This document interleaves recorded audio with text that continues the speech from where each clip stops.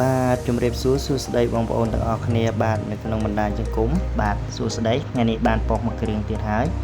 ដែលខ្ញុំលើកយកមកបង្ហាញគឺប៉ុសម៉ាក Super Pro Well បាទមិនសូវជាអង់គ្លេសប្រហែលទេគេថាទៅនឹងត្រូវអត់ទេ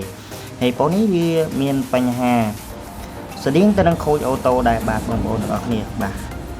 នេះជាចំណេះដឹងមួយដែលខ្ញុំយល់ដឹងទេហើយខ្ញុំលើកយកមកបង្ហាញបងប្អូនដែលចេះហើយមិនបាច់មើលក៏បានតែបងប្អូនដែលមិនទាន់ចេះគឺអាចមើលបានអញ្ចឹងពេលណាដែលយើងដោតភ្លើងចូលមកគឺវាអត់មានភ្លើងទាំងអស់ចូលទេបាទហើយវាអត់បៀមកង់ដងអត់អីទេអញ្ចឹងបញ្ហារបស់វាគឺទៅលើហ្វែតបាទហ្វែត4គ្រាប់នេះគឺផ្ទុះទាំង4បាទគឺផ្ទុះទាំង4កាលណាដែលយើងដោតភ្លើងចូលទៅគឺវាអត់មានភ្លើងទេហើយវាដាច់រេស្តង់ទូចនៅលើហ្នឹងគឺរេស្តង់ប្រេបញ្ជាហ្វែតរបស់វាហ្នឹងគឺដាច់អញ្ចឹងខ្ញុំក៏បានឆ្កឹះអាទូចហ្នឹងចេញមកដាក់រេស្តង់យើងធម្មតាបាទ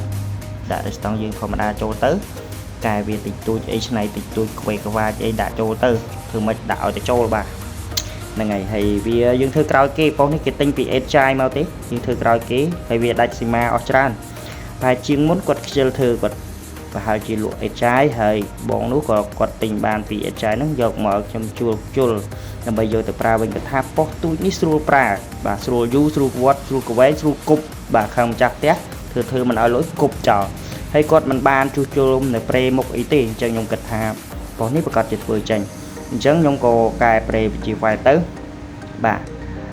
កែប្រេវិជាហ្វែតអញ្ចឹងទៅហើយជួសជុលសីមាតិចតួចដាក់ហ្វែតទៅលើឡើងវិញអញ្ចឹងទៅហើយវាក៏អាច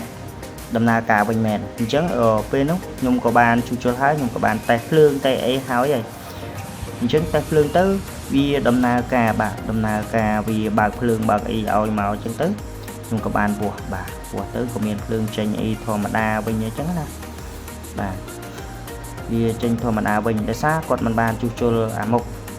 បាទហើយតោះអញ្ចឹងយើងរៀបចូលទៅហើយយើងទៅសាកទាំងអស់គ្នាបាទនេះវីដេអូនេះ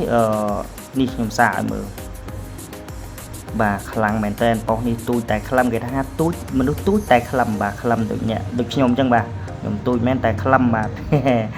ហ្នឹងហើយនេះជាវីដេអូមួយចែករំលែកបាទបើបងប្អូន